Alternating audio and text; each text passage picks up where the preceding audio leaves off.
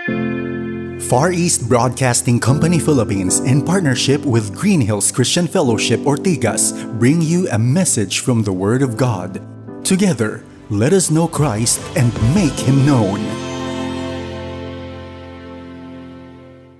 Tayo po ay nagpapatuloy muli sa ating communion series sa Ebanghelyo ayon kay Luke, Gospel according to Luke, na pinamagatan natin God the Son, Son of Man. At ang title po ng ating pag-aaralan ngayong hapong ito ay ang ating mapagpatawad na tagapagligtas. Ang ating mapagpatawad na tagapagligtas. Ang salaysay na pag-aaralan natin ay isang ilustrasyon ng katotohanan na binigkas ni Jesus sa verse 35. Kung babalikan nyo saglit, yung verse 35, dyan sa ating mga Biblia, ang sabi doon, yet wisdom is justified by all her children.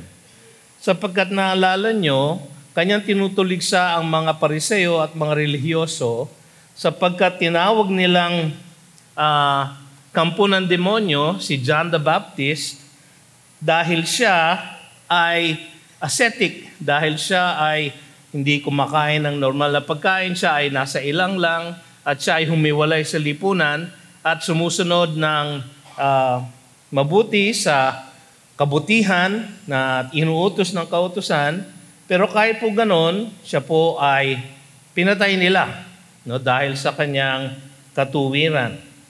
Gayon din ang ating Panginoon. Kaya ang sabi nga sa verses 33 to 34, for John the Baptist has come eating no bread and drinking no wine, and you say he has a demon. The Son of Man, siya yun, has come eating and drinking, kabaligtaran naman ni John the Baptist, and you say, look at him, a glutton and a drunkard, a friend of tax collectors and sinners. Yet, wisdom is justified by all her children. So, sa kwentong ito, ay itong kwentong ito ay isang ilustrasyon nung sinabi ni Kristo na yet, wisdom is justified by all her children. So, ang karunungan ng isang tao o ang karunungan ay nakikita sa prutas ng buhay ng bawat tao. So, makikita natin dito sa kwentong ito ang mayaman na pagpapatawad ng ating Panginoon sa mga tunay na nagsisisi sa kanilang kasalanan at ang kanyang pangaral laban sa mga matuwid sa sarili nilang paningin. Yung pong pagpapatawad ng ating Panginoon sa mga tunay na nagsisisi, yung pong repentance na iyon, ang sabi ng Biblia, ay nanggagaling din sa Diyos. Sapagkat hindi tayo normal na nagsisisi sa ating mga kasalanan. Sapagkat ang tao ay merong pride. Palagi natin nakikita ang ating sarili na hindi ganun kasama. No? So kung ating pipiliin ang ating mga salita, siguro sasabihin natin, tayo ay mga sinners din, pero medyo mabait kami. Pero ang iba dyan, talagang masama. Hindi kami ganon. Mga kapatid, sa mata ng Diyos, ang lahat ng makasalanan ay ganong kasama. Ganong kalaki, ganong kalawak ang kanyang pagkamuhi sa kasalanan. Kaya naman kinailangan, nagawa na niya ng paraan. Kailangan pagbayarang sala ng ating Panginoong Hesus ang lahat ng kasalanan ng mga tao sapagkat ito ay kinamumuhian ng ating Diyos.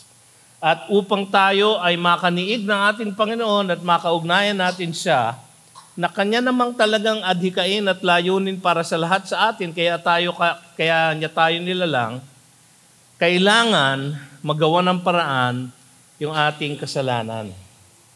At sa oras na ito, nung nag-uusap, ang ating Panginoon at nangungusap siya, alam na niya na ang kanyang misyon ay magpunta sa krus At doon sa krus na yon, pagbayaran ang lahat ng kasalanan ng lahat ng mananampalataya sa Kanya, pati na rin yung kasalanan ng babaeng makasalanan na nasa kwento natin ngayon. Meron pong 3 karakter sa ating kwento. Ang babaeng makasalanan, wala po siyang pangalan. No? Hindi po siya si Mary Magdalene, katulad ng sinasabi ng iba. Meron pa nga akong painting na si Mary Magdalene daw ito. Hindi po. Sapagkat sa susunod na chapter, sa chapter 8 verse 2, doon palang binabanggit si Mary Magdalene. Kung si Mary Magdalene ito, dapat sinabi na ni Lucas doon sa chapter 7. So hindi siya ito. Hindi rin ito yung kahawig na kwento sa Matthew 26, 6-13, at sa Mark 14, 3-9, no? At sa John 12, 1-8.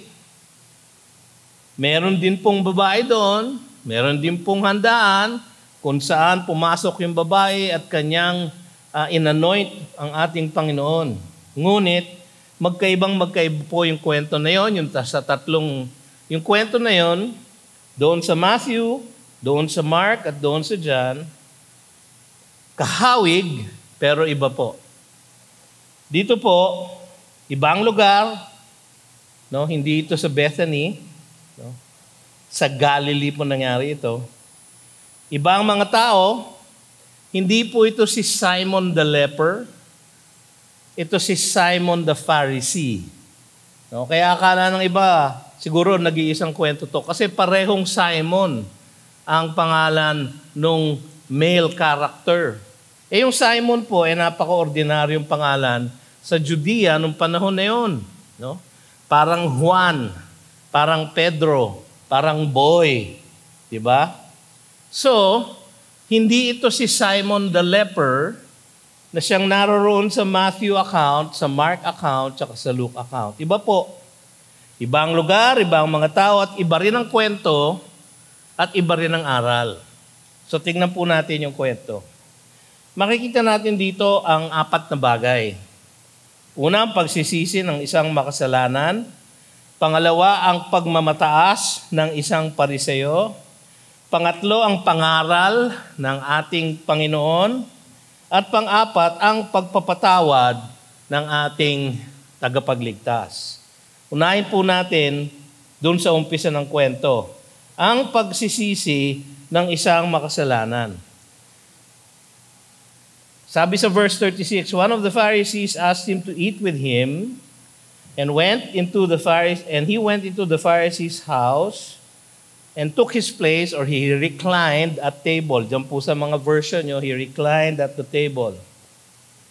Yan po ang setting. And behold, a woman of the city who was a sinner, when she learned that he was reclining at table in the Pharisee's house, brought an alabaster flask of ointment. And standing behind him at his feet, weeping, she began to wet his feet with her tears, and wiped them with the hair of her head, and kissed his feet, and anointed them with the ointment. Malugod na tinatanggap ni Jesus ang bawat pagkakataon na makisalamuha ang mga makasalanan.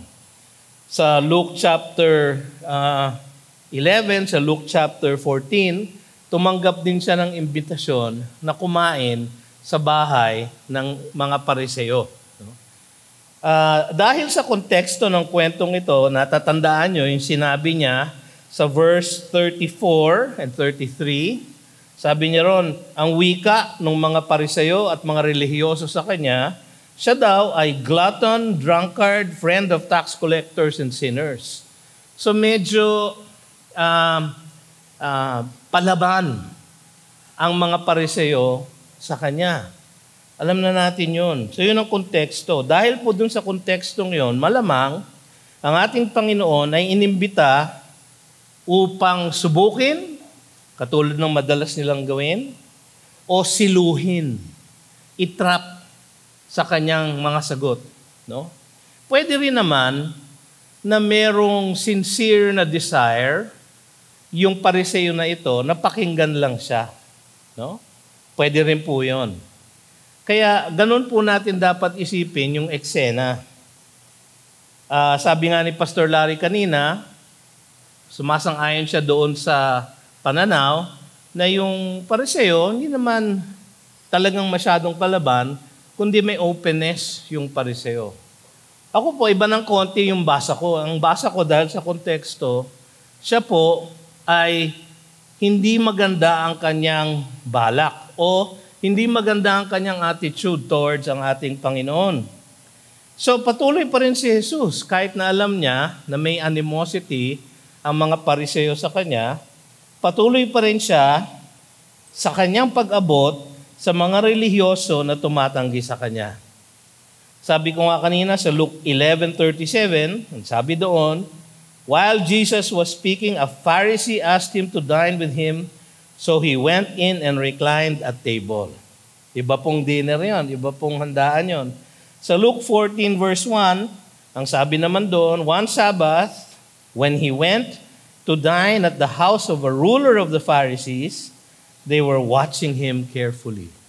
So kahit na po meron pong parang palaban na attitude ang mga Pariseo at mga reliyoso sa kanya, patuloy siya sa pag-abot sa kanila. Ang ating puso, ang puso ng ating Panginoon ay malalim ang kanyang pag-ibig. Tama yung inawit kanina ng ating koro. No? Sapagkat ang Diyos natin ay Diyos ng pag-ibig. Dahil po doon, siya ay patuloy na umaabot doon sa mga, kahit doon sa mga tumutuligsa sa kanya. Bukod sa Pariseo na nag-imbita sa kanya, alam din ni Jesus na pupunta sa handaan na iyon ang isang babaeng makasalanan na gagamitin niyang kasangkapan sa kanyang pangangaral doon sa Pariseo na matuwid ang tingin niya sa kanyang sarili. So gagamitin niya ngayon itong babae na ito, no, babaeng makasalanan, na isang object lesson para maipamukha niya doon sa Pariseo ang pangaral na gusto niyang maunawaan niya. So, makikita naman natin sa susunod na eksena na mayaman ang pagsamba at pagpapakita ng pagmamahal ng isang babaeng nagsisisi sa kanyang kasalanan.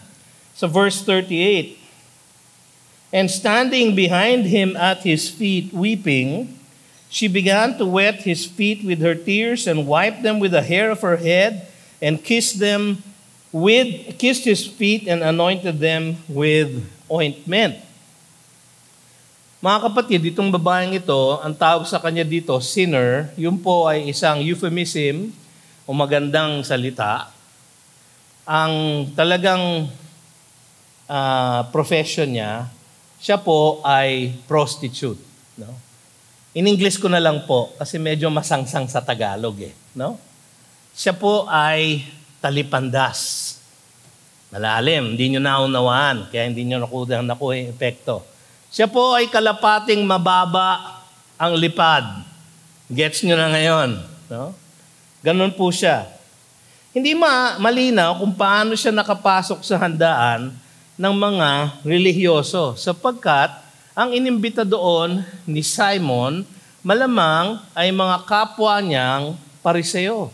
Ang mga Pariseo ay mga conservative. Sila ay maalam tungkol sa scriptures. Kaya sila merong club. Sapagkat para sa kanila, ang kanilang kaligtasan, bukod sa pagsunod sa batas, ay paghiwalay sa makasalanan. Ganun po ang pinasok na handaan nitong babaeng ito. Ang handaan na ganito, hindi natin alam kung siguro maganda ang kanyang pananamit. No? Siguro maganda siya. No? O di kaya mamahalin yung pabango na dala niya. No? Siguro ang tingin sa kanya nung gatekeeper ay siguro okay naman ito. Kaya lang nakapagtataka kasi puro lalaki ang ini-imagine natin na kasama doon sa handaan na yon. Ang mga handaan na ganito ay naging parang aliwan ng mga taong bayan at bukas sa kanilang panonood. So kung may imagine nyo, meron inner courtyard ang bahay ni Simon, no? At meron pong viewing deck Parang ganon. Yung mga nais manood ng handaan ng mga pariseo. So siguro ganun po ang sitwasyon, kaya po nakapasok si babae sa kanilang kalagitnaan.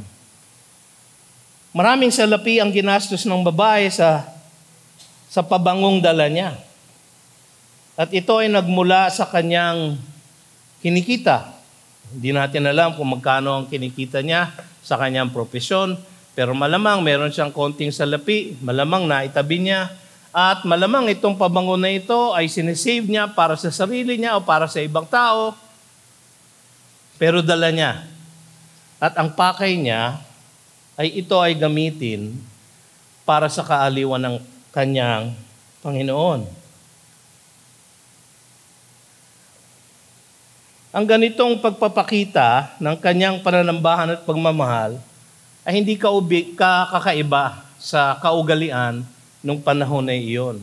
Kasi nga nakita natin sa Matthew, sa Mark, tsaka sa John, meron pang isang episode na parang ganito din. Na ang pananambahan ni Mary, yung kapatid ni Martha, yung mga kaibigan ni Jesus sa Bethany, yung kanyang pagmamahal kay Kristo Jesus ay kanyang pinakita sa ganito ring paraan. No? Napakamahal nga nung dinala niyang pabango, si Mary, na nung kanyang ibinuhos sa paa ng ating Panginoon sa kanyang ulo, no? Yun po ang kaugalian nila. Si Judas, hindi ba nagreklamo? Bakit ba sinasayang itong perfume na ito? Mahal-mahal nito. Sana ibinenta na lang at kinuha yung pera at ibigay sa mahihirap. Siyempre, ang balak lang ni Judas noon, kupitan yung pagbebentahan ng ganong klaseng pabango. So alam natin na mahal, alam natin na pinaghirapan niya, alam natin na ginastosan niya ng marami. Karamihan ng bisitang matuwid na naroon, matuwid, no? Ay naroon upang magpiging, upang kumain, upang makipagsaya. Siya, ang babaeng ito, ay naroon upang sumamba. So sabi nga ni R.C. Sproul, while the guests were going to a party, the woman was going to church. Siya po ay mananambahan sa ating Panginoon. Sa account ni Matthew, ang paanyaya ng Panginoon na lumapit sa kanya ang mga lubhang nabibigatan, alam natin yun sa Matthew 11. Kasi ang parallel po ng yung pinag-aralan natin last time, yung nagpunta yung messengers ni John the Baptist, ang parallel po nun sa Matthew, nasa Matthew 11. Pero pag kinumpare nyo po yung sequence of events ng Matthew 11 at ng Luke 7, pag binasa nyo po sila side by side, yung nangyari pagkatapos ng account ni Matthew ng pagdating ng mga mensahero, mga disciples ni John, pag-alis nila, so between verse 35 and verse 36, merong mga condemnation na binanggit ang ating Panginoon sa Chorazin, sa Bethsaida, na bakit hindi sila naniniwala sa dami ng pagpapakita niya ng mga mirakulong mga gawa sa kanilang kalagitnaan.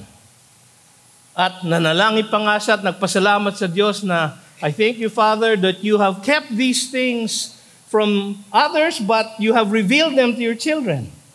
Tapos nagbigay siya ng paanyaya sa Matthew 11:28. Naalala natin yun. Ang sabi niya doon, come to me, all you who labor and are heavy laden. Hindi kaya't yung babaeng yon ay kasama dun sa crowd nung marinig niya yon. At maaaring siya, na antig ang kanyang puso, gumalaw ang espiritu sa kanya, at binigyan siya ng pananampalataya upang lumapit kay Jesus. Basta ang alam lang natin, siya, nung siya ay dumating dun sa handaan na yon, nung siya ay pumasok upang manambahan kay Jesus, siya ay born again na.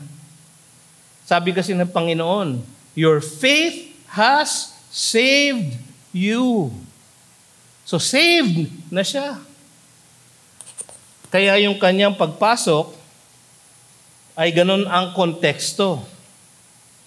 So matindi ang kanyang pag-iyak at ang kanyang mga luha ang nagsilbing panghugas ng paanan ni Jesus na hindi man lang hinugasan ng mga alipin ng Pariseyong nag-imbita. Ganun na lamang po ang kanyang pagluha. No? So yung sinabi dito, standing behind him at his feet, weeping, yung pong salita na yon, ang original word, ang ibig sabihin po is to wail, no? To sob uncontrollably. Yung iyak ng isang, halimbawa ng isang misis, na first time niyang makita ang namatay niyang asawa. Yung ganong klaseng iyak. Yung iyak na talagang halos naghalo ng lahat ng fluid sa mukha mo. Ganun po ang kanyang pag-iyak. No? Parang nagkaroon po ng waterfall sa kanyang mukha. At yung po ang ginamit niya na pangpunas ng paa ng ating Diyos. She began to wet his feet with her tears and wiped them with the hair of her head and kissed his feet and anointed them with the ointment. Hinalikan po niya ang paa ng ating Panginoon at hindi po malayong isipin, di kaya nung mga nakakaalam ng Old Testament na nando doon sa handaan na yon, na yun ang sinasabi ng Psalm 2. Kiss the Son, lest He be angry. Yung po ang sabi ng Psalm 2. Pagkatapos na itaguyod ng Diyos ang kanyang anak, bilang Panginoon ng lahat, kiss the Son, lest He be angry. Yung po ang ginagawa ng babaeng makasalanan, yung mga Pariseyong maalam sa Scripture, wala pong pakialam. Kanyang inilugay ang kanyang buhok. Alam niyo mga kapatid, bawal po yun. Sa kanilang kultura nung panahon na yon, ang babae po palaging itinatali ang buhok at ano ba tawag doon? Maiksi po ang buhok ng asawa ko kaya hindi niya ginagawa. Nakaban, no? Nilalagay niya dito sa taas at tinatakpan ng veil. Ganun po ang kaugalian. Paglalabas ang babae sa publiko, tinatago niya kumbaga ang kanyang hair. Yung paglugay niya ng kanyang buhok ay para siyang naghubad sa harap ng mga lalaking naroon. Ganun po ang kanilang kultura.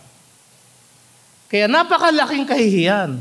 Can you imagine, si Kristo Jesus, siya daw ay propeta, di ba? Yun ang sabi ng mga tao sa Luke 7, pagkatapos niyang buhayin yung anak ng widow of Nain, he is a prophet, sabi nila. Kung siya ay propeta, can you imagine, kung nais siyang hanapan ng iskandalo sa social media, no? Pwede siyang kunan na yung babaeng mababa ang lipad ay hinahalikan ng kanyang paa, nakalugay ang buhok. Tantamount to being naked. Pero alam niyo mga kapatid, ginawa niya yon kahit na alam niya na nakakahiya. Ginawa niya yon sapagkat gayon na lamang ang kanyang pag-iyak. Ang mga luha niya ay tanda marahil ng kanyang malalim na pagsisisi sa nagawa niyang kasalanan, o di kaya, palagay ko, mas totoo ito, ng kanyang pagtalikod sa kanyang dating buhay at pagpapasalamat sa Panginoon niya na binigyan siya ng kapatawaran. Alam niyo, ang kapatawaran, mga kapatid, ang sabi ng mga psychologist, ang hinahanap ng maraming tao na may depression, may anxiety, o yung suicidal, ang hinahanap lang nila ay forgiveness. Yan po ang greatest need ng lahat ng tao. At marahil sa kanya, ganun po ang naging epekto. So kaya gayon na lamang ang kanyang pag-iyak. So makikita natin dito ang pagsisisi ng isang makasalanan. Tingnan naman natin ngayon ang pagmamataas ng isang Pariseo. Mali ang pagkakilala ni Simon sa ating Panginoon. dahil sa maling kaisipan niya tungkol sa batas at sa kawalan ng malasakit sa makasalanan. Tignan niyo yung verse 39. Now, ito naman, baliktad. When the Pharisee who had invited him saw this, he said to himself, no? Paano kaya nalaman ni Luke yung sinabi ng Pariseo sa kanyang sarili? Ang tawag natin dito ngayon, thought bubble. No? Meron siyang thought bubble. Kumbaga, kung gumagawa ng comic si Luke, idodrawing niya yung thought bubble nitong si Simon. Paano niya nalaman? Sinabi sa kanya ng Espiritong Banal. No? Ang sabi ni Simon sa kanyang sarili, if this man were a prophet, he would have known who and what sort of woman this is who is touching him, for she is a sinner. So, kasi balitaan na niya yung ginawa, binuhay niya yung son of the widow of Nain. Pinagaling niya yung isang alipin ng isang centurion magmula sa malayong lugar. At kung ano doon pang mga paghihimala ang kanyang ginawa. So, ang isipan na ng taong bayan, si Jesus ay ang pinrophesy na propeta sa Deuteronomy 18 na sabi ng Panginoon kay Moises, there will rise among your brothers a prophet who is like you, and you should listen to him.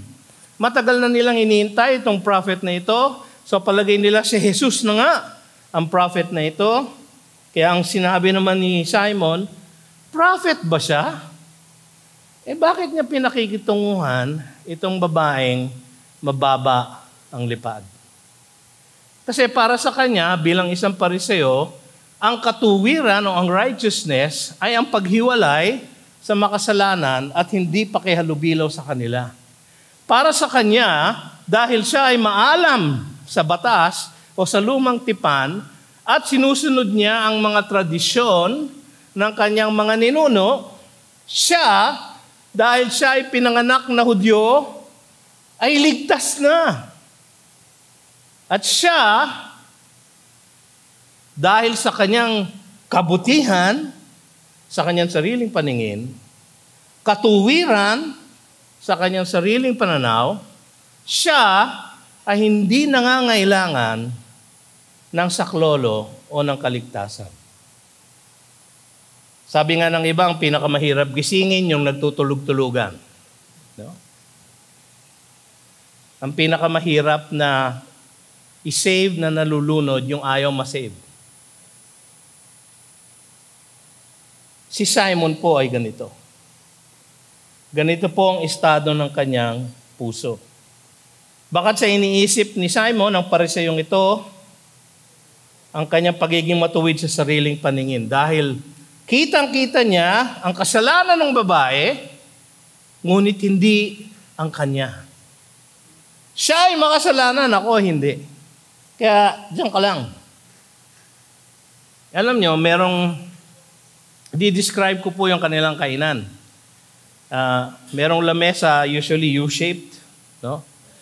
May bukasan doon sa bandang harap para doon makapasok yung mga nagsaserve at nagbibigay ng pagkain. No? Tapos ang lahat po ng imbitado ay merong parang sofa, pero mababa ang sofa, no? At yung malapit sa lamesa ay nakaangat ng konti. Kaya ang lahat ng kumakain ay naka-recline, no? Gagawin ko po sana, pero kung humiga ako dito, bukas nyo na ako maitatayo. No? So, naka-recline po siyang ganyan, nakatukod ang kanyang kaliwang kamay doon sa sofa, at ang kanyang ginagamit para pangkain ay ang kanyang kanan. No? Hindi ko alam kung bakit ginagawa. Nasubukan nyo na bang kumain na nakahiga? Napakahirap po. No? Pero para sa kanila, yung mga distinguished people, ganun dapat ang kainan. Kaya yung paa niya ay nasa labas, kaya naaabot nung babae ang kanyang paa.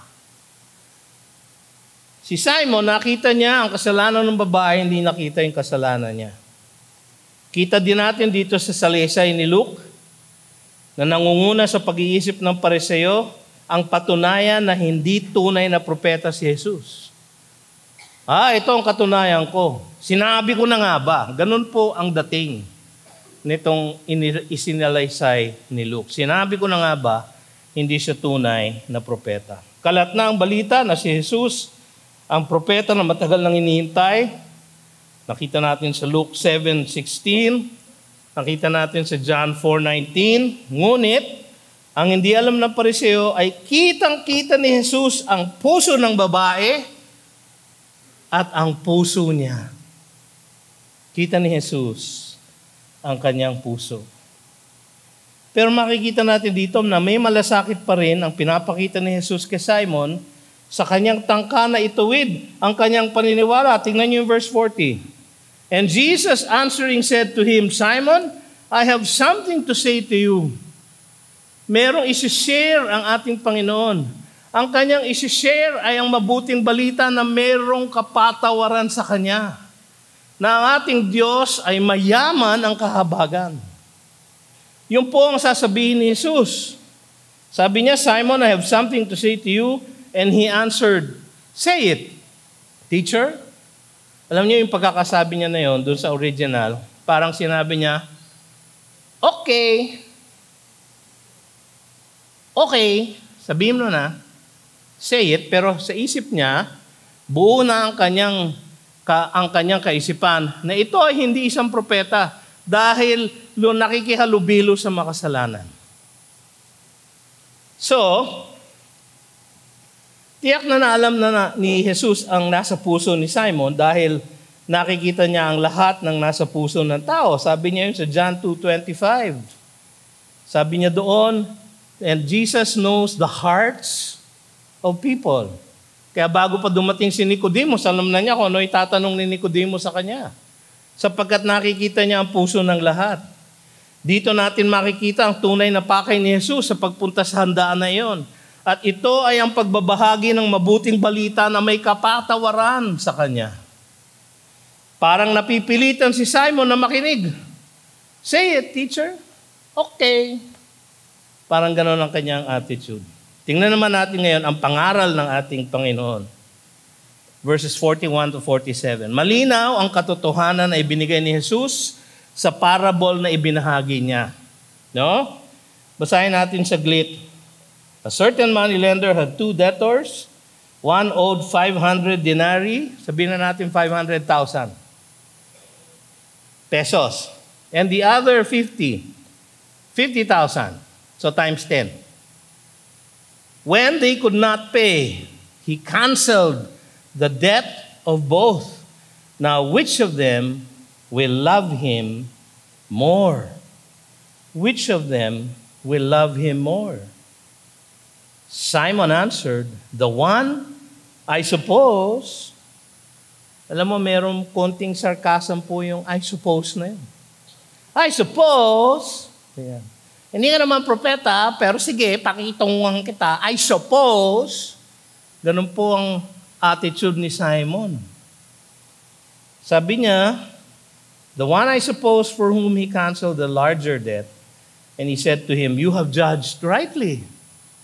Tama si Simon. Gumamit si Jesus ng isang parable na madalas niyang gamitin sa kanyang pagtuturo ng mga makalangit na katotohanan. Layunin ni Kristo dito ang ipakita kay Simon ang mayamang kahabagan ng Diyos sa pagpapatawad sa mga may utang sa Kanya dahil sa kanilang kasalanan. Sino yun? Tayo pong lahat yun. Tayo pong lahat yun. Pero ang desire niya is maihiwalay niya tayo sa ating pagkakasala. Ang sabi sa Psalm 103, verses 10 to 12, He does not deal with us according to our sins, nor repay us according to our iniquities. For as high as the heavens are above the earth, so great is His steadfast love toward those who fear Him. As far as the east is from the west, so far does He remove our transgressions from us. Sa Isaiah 43:25, sabi ng Panginoon, I am He who blots out your transgressions for my own sake, and I will not remember your sins Ganun po magpatawad ng ating Diyos.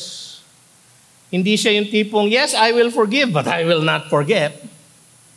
Tayo, ganun tayo magpatawad di ba? Patatawarin kita, pero hindi ko makakalimutan ang ginawa mo sa akin. I will forgive, but I will not forget. Not our Lord. Sabi sa Micah 7:19, He will again have compassion on us. He will tread our iniquities underfoot. You will cast all our sins into the depths of the sea. Yun po ang sinasabi ni Kristo Jesus sa parable na ito. Ganun po magpatawad ang ating Diyos. Sapagkat ang pagpatawad na ito ay kanyang ibinigay sa mga walang kakayahan magbayad. When they could not pay. Sabi niya doon sa kwento, di ba? Nakita niyo yun? When they could not pay. At ito naman ang lahat ang suliranin nating lahat. Ang sabi sa Romans 3:10-12, no one is righteous, no not one. No one understands, no one who seeks God. For all have sinned and have fallen short of the glory of God. Ang lahat ay nagkasala at dahil doon, tayo ay mapapahamak.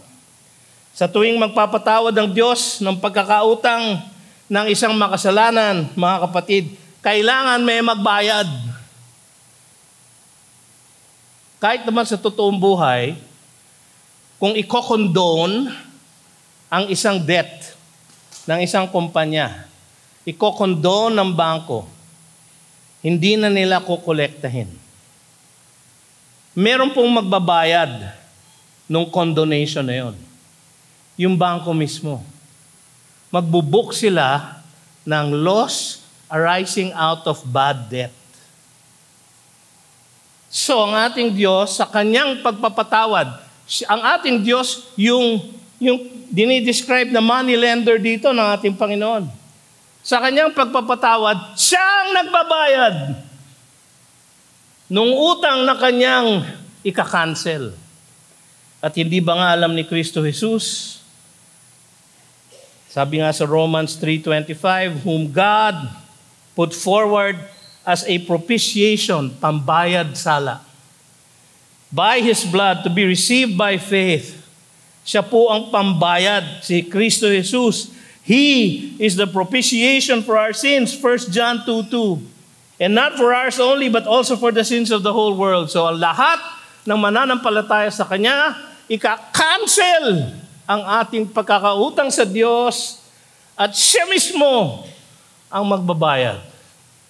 At ganun nga ang ginawa ni Kristo Jesus sa krus ng Kalbaryo. Ang sagot ni Simon ay puno ng lamig at kawalan ng pakialam, bagaman tama. Sabi niya, the one I suppose, for whom he canceled a larger debt. Hindi niya alam na siya yun. Siya yung mas makasalanan. Sapagkat tinatanggihan niya ang kahabagan ng Diyos. Naunawa niya ang aral, ngunit para sa kanya, hindi ito angkop sa kanya, sapagkat siya ay matuwid sa kanyang paningin. Malinaw din na bagaman naiintindihan ito ng Pariseo sa kanyang pag-iisip, nandito lang, wala ito sa kanyang puso na puno ng pagmamataas sa sariling katuwiran.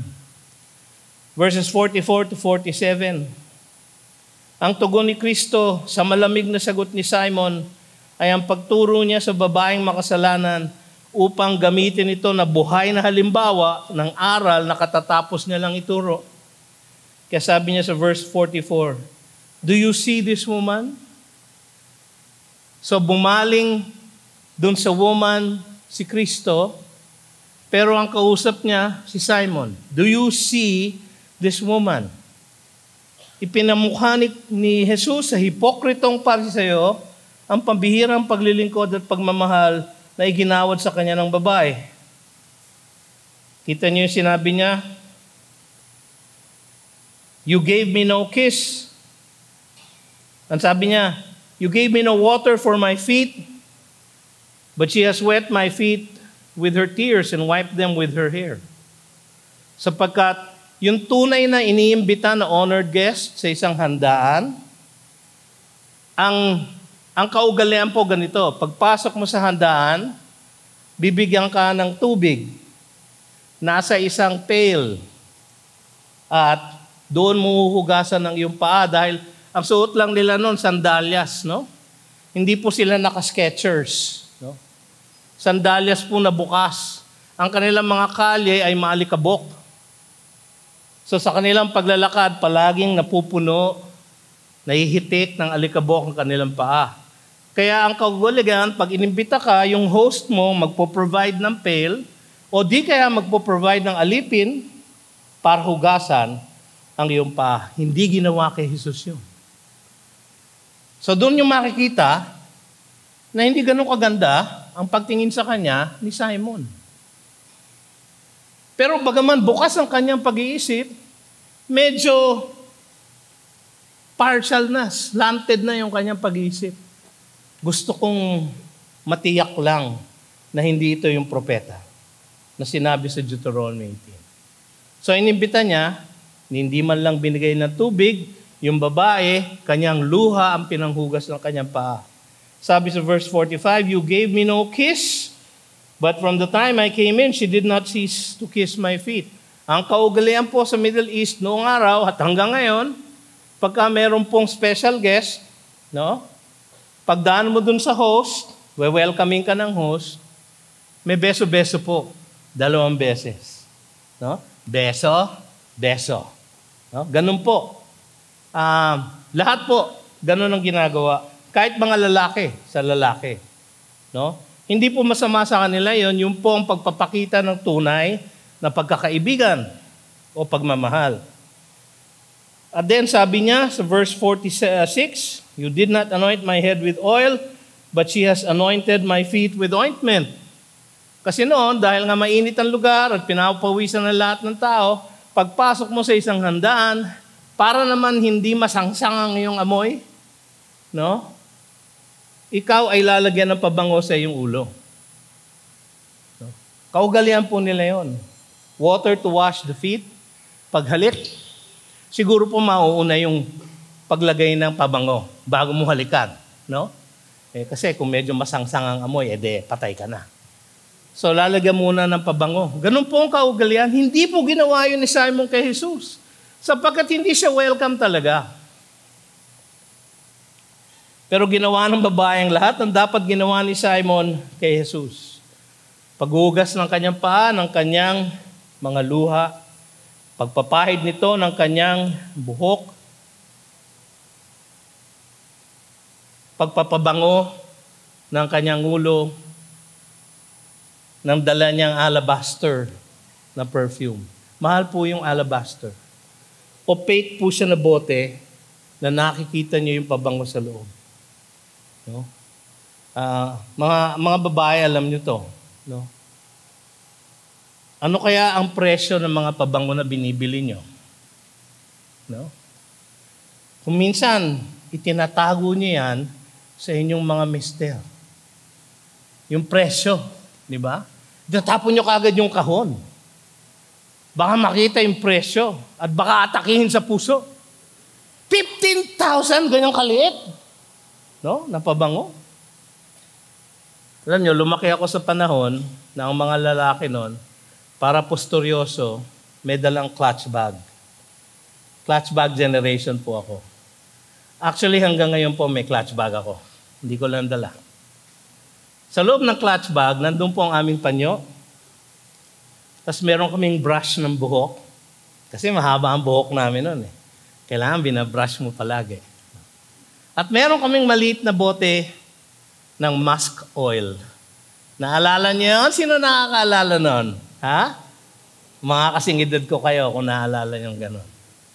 Para pag mainit, konting musk oil, presko na naman. No? Ganun po kahalaga yung bote ng perfume na yon na dinala niya.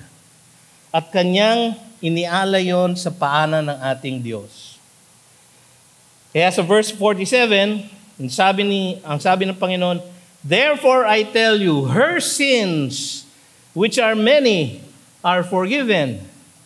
For she loved much, but he who is forgiven little, loves little." Actually, yung forgiven little, hindi pinatawad. Kaya walang pagmamahal. Yung kanyang pagmamahal ay nagre-resulta sa katunayan na siya ay pinatawad na. Hindi siya pinatawad dahil siya ay nagmamahal. Siya, ang kanyang pagmamahal ay resulta, prutas ng isang puso na pinatawad ng ating Diyos. Your sins have been forgiven. Kaya ang sabi ng iba, and he said to her, your sins are forgiven. Forgiven, past tense. Past perfect tense. Continuing to the present. Yun po yung word na yun. Bakit forgiven? Sapagkat babayaran ni Jesus sa krus yung kanyang pinatawad na kasalanan ng babae. Si Simon, dahil hindi niya kailangan ng tagapagligtas, hindi siya humingi ng kapatawaran.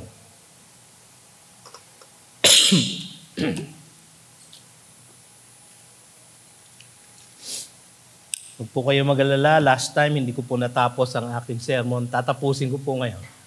Konti na lang po. No? Konting tiis. No? Ang pagpapatawad ng ating tagapagligtas. Tignan niyo yung verse 48. Your sins are forgiven, sabi ng Panginoon. Then those who were at table with him began to say among themselves, who is this who even forgives sins?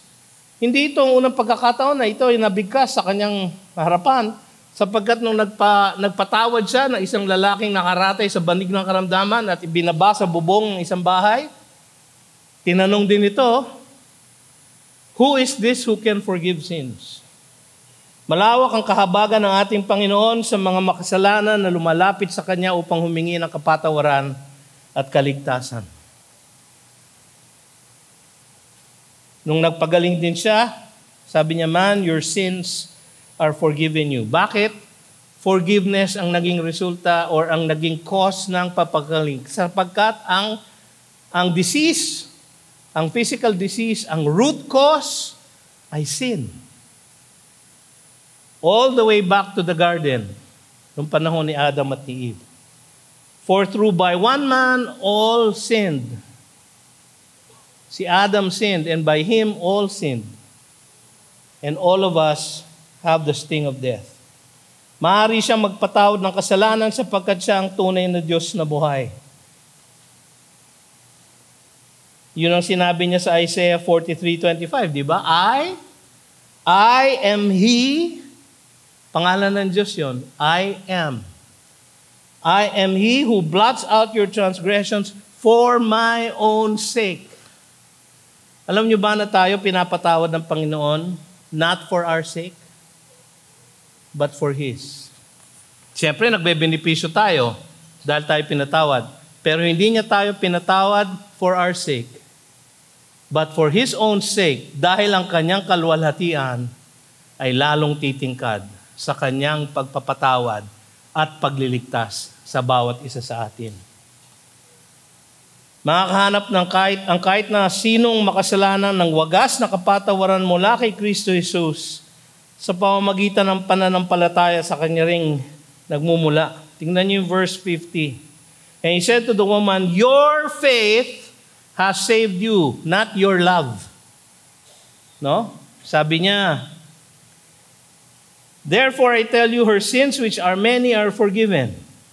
For she loved much. Yung pong salitang for, pwede pong i-translate na therefore. So her sins were forgiven, therefore she loved much. Ang kanyang pagmamahal ay resulta, hindi sanhi, ng kanyang pagmamahal. Sabi nga sa 1 John 4:19, we love Him because He first loved us. Kailangan natin manampalataya, your faith has saved you. Si Jesus ay kaibigan ng mga makasalanan. Sa Matthew 27:54, when the centurion and those who were with him keeping watch over Jesus saw the earthquake and what took place, they were filled with awe and said, truly, This was the Son of God. Merong ibang translation, this is the Son of a God. Pero kakaiba po si Jesus sa lahat ng kanyang pinatay bilang isang executioner. At marahil itong centurion na ito, kasama ni Cornelius at ng iba pang centurion na nanampalataya sa ating Panginoon, ay makikita natin sa langit. Siya ay kaibigan ng mga makasalanan. Naalala nyo yung libu-libong tao na nasa Jerusalem na sumigaw na, "Crucify Him!" After a few weeks, nung nag-preach si Peter sa Day of Pentecost, ang sabi sa Acts 2:41, so those who received His word were baptized, and there were added that day about 3,000 souls. Hindi malayong isipin mga kapatid, na yung sumigaw na crucify Him, ay kasama dun sa 3,000 na niligtas ni Jesus. Paano sila naligtas? Hindi ba't nanalangin siya sa krus? Father, forgive them, for they know not what they do. At dahil dun sa panalangin niyon, sinagot ng Diyos Ama, ang panalangin ng Diyos Anak, at silang lahat ay naligtas. Sa Acts 6:7, and the word of God continued to increase, and the number of the disciples multiplied greatly in Jerusalem. And a great many of the priests became obedient to the faith. Yung mga priest na naging kakuntsaba ng Romans para patayin si Kristo Jesus, para idaan siya sa isang unlawful trial. Yung mga priests, and many of the priests became obedient to the faith. Ang ating Panginoon ay kaibigan ng makasalanan. Huwag niyong isipin na napakalaki na, pastor, ng aking pagkakasala. Hindi na ako pwedeng patawarin ng ating Panginoon. Mga kapatid, sa kwentong ito, wala nang pinakamakasalanan kundi yung babae na yun. Pero siya ay pinatawad. Ang ating Panginoon ay pumasok sa daigdig upang hanapin at iligtas ang lahat ng nawawala. Luke 19:10. Sabi niya, for the Son of Man came to seek and to save the lost. At kanyang buhay ay binigay bilang isang ransom, isang pagbabayad sala. Mark 10:45. For even the Son of Man came not to be served, but to serve and to give His life as a ransom for many. So 1 Timothy 2:6. Christ Jesus who gave Himself as a ransom for all, which is the testimony given at the proper time. Katulad ba natin ng Pariseo na si Simon na umaasa sa ating sariling mabubuting gawa? Pastor, laki ako sa GCF. Anak ako ng pastor. Apo ako ng pastor. Ang pamilya ko, lahat po kami born again. Eh ikaw, ang inaasahan mo ba ay yung pamilya mo? O yung dahil ikaw ay palaging nasa church?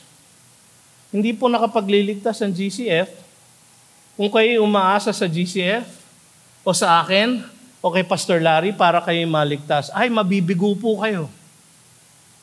Wala pong naliligtas ng pagiging miyembro lang sa church, o yung nagpupunta sa church, o yung nagbibigay ng abuloy, o yung tumutulong sa Mercy Ministry, o sumasama sa Operation Compassion. Wala pong naliligtas dahil doon. Yun po ang prutas ng kaligtasan na tunay, hindi sanhi. O katulad ba natin yung babaeng makasalanan na lubos ang pagmamahal sa ating Panginoon dahil sa kanyang pagpapatawad sa atin? Meron tayong naawit palagi, di ba? Praise the Lord, His mercy is more, stronger than darkness, new every morn. Our sins, they are many, His mercy is more. Sana mga kapatid, tamasahin natin ang tamis ng pagpapatawad niya ng ating mga kasalanan. Huwag niyong isipin na kayo ay righteous sa inyong sariling paningin. Yan po ang magpapahamak sa inyo. Kung ganyan po ang inyong pag-iisip, lumapit po kayo kay Kristo Jesus at katulad ng publican sa Luke 18, sumigaw kayo sa Kanya, "Have mercy on me, O God, for I am a sinner." At ang sabi sa Romans 10, "They who call upon the name of the Lord shall be saved." Kailangan nyo lang gawin ay humingi ng tawad. At siya ay magpapatawad sa inyo. You've just heard a message from the Word with Green Hills Christian Fellowship Ortigas in partnership with Far East Broadcasting Company Philippines. We hope you can join us next week. God bless you.